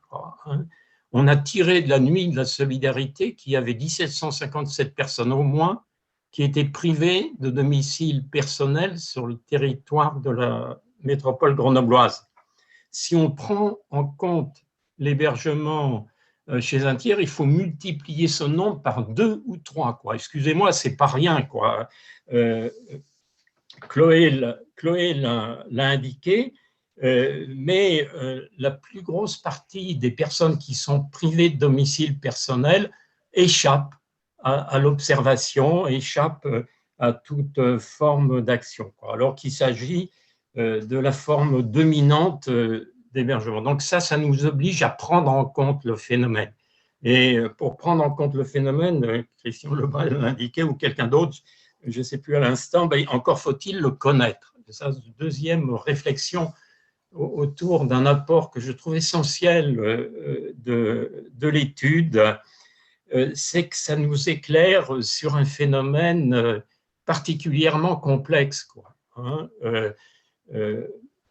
qu'il faut en partie déconstruire. Ce n'est pas une catégorie unique, uniforme. 2 ou 3 choses qui ont été dites à ce propos, moi, que je retiens. Un, c'est une solution contrainte. L'hébergement chez un tiers est une solution contrainte et qui génère, ça a été dit, mais il faut le répéter, une relation asymétrique entre hébergeur et hébergé, créant au minimum une gêne pour l'hébergeur et une dette pour l'hébergé. Ce qui a été dit aussi, et je retiens, c'est que ce n'est pas n'importe qui peut accéder à un hébergement chez un tiers et qu'il faut pour cela, c'est un des apports intéressants de l'étude, il faut des ressources sociales, relationnelles, et il faut des ressources économiques pour partager le coût que représente cet hébergement. Et puis, troisième élément de connaissance intéressant qui a été apporté de mon point de vue, c'est la déclinaison de l'hébergement chez un tiers en un certain nombre de figures, 4 grandes figures. Je vous renvoie au schéma présenté par Chloé, et qui se distingue notamment par le statut de l'hébergeur. Cet hébergeur pourrait être un collectif citoyen, la famille ou des pairs. Et c'est cette catégorie, c'est les catégories 3 et 4 du schéma qui vous a été présenté tout à l'heure. De mon point de vue, c'est la plus problématique parce que c'est à la fois formidable et c'est en même temps inquiétant. C'est formidable parce que ce sont les personnes les plus fragiles, les plus pauvres, qui vivent déjà dans des situations difficiles, qui accueillent des personnes encore plus en difficulté qu'elles. Mais ce qu'on peut dire au moins, c'est que c'est une solidarité qui s'exprime dans un périmètre réduit, quoi, et qui génère souvent, et cette catégorie-là, mais toutes les autres finalement, contribuent à générer des formes de mal-logement qui sont pénalisantes pour l'hébergeur et pour l'hébergé. Ça a été dit, mais c'est important de le souligner parce que c'est au nom de ces difficultés qu'il faut que l'on prenne en compte cet hébergement chez des tiers. Ce qui a été dit sur la promiscuité, sur l'absence d'intimité, sur la suroccupation, sur le maintien des personnes dans des solutions provisoires, dans des formes de nomadisme résidentiel, toutes choses qui doivent nous inquiéter. Donc, troisième réflexion, pour ne pas abuser de votre temps, que faire, quoi, que faire? Donc, moi, je crois qu'il faut beaucoup de prudence quand on aborde ce thème de l'hébergement chez des tiers. Pourquoi? Parce qu'il se situe entre 2 pôles. D'un côté, il traduit les limites de l'action publique, le déficit de places d'hébergement, il traduit les difficultés d'accès au logement, donc il interroge l'action publique, mais d'un autre côté aussi, l'hébergement chez les tiers traduit l'importance des solidarités privées et familiales qui agissent au nom du principe de fraternité. Donc, j'ai envie de dire qu'autant il faut éradiquer le logement insalubre, les bidonvilles, les campements précaires, autant l'action publique doit être plus complexe, plus nuancée vis-à-vis de l'hébergement chez des tiers, quoi. Pour autant, cette action publique, elle est nécessaire, même si le terrain est aujourd'hui en friche et si on doit trouver une voie qui se situe sur un chemin de crête, quoi, à la fois pour interpeller les insuffisances de l'action publique, mais en même temps aussi pour valoriser les formes de solidarité privée dont on a bien besoin dans notre société. Alors, du point de vue des perspectives, il me semble que la solution, je ne vois pas de solution dans l'encadrement du phénomène et autres, pour les raisons qui ont été évoquées dans le débat, je n'y reviens pas. Pour autant, il me semble qu'il y a 2 voies importantes qu'on devrait explorer. Premier axe, c'est, je dirais, on est convié à un devoir de vigilance. Il nous faut continuer à connaître ce phénomène, à en prendre acte de ses évolutions, prendre acte de sa diversité, ne serait-ce que pour calibrer et ajuster l'action publique. On ne peut pas, dans la métropole grenobloise, se dire qu'on ajuste la politique du logement d'abord sur les résultats de la nuit de la solidarité, qui a montré qu'il y avait au moins 1757 personnes privées de domicile personnel, quand on sait avec cette étude qu'il y en a au moins 2 ou 3 fois plus. Ce n'est pas pour désespérer, hein, mais c'est pour prendre la mesure du phénomène.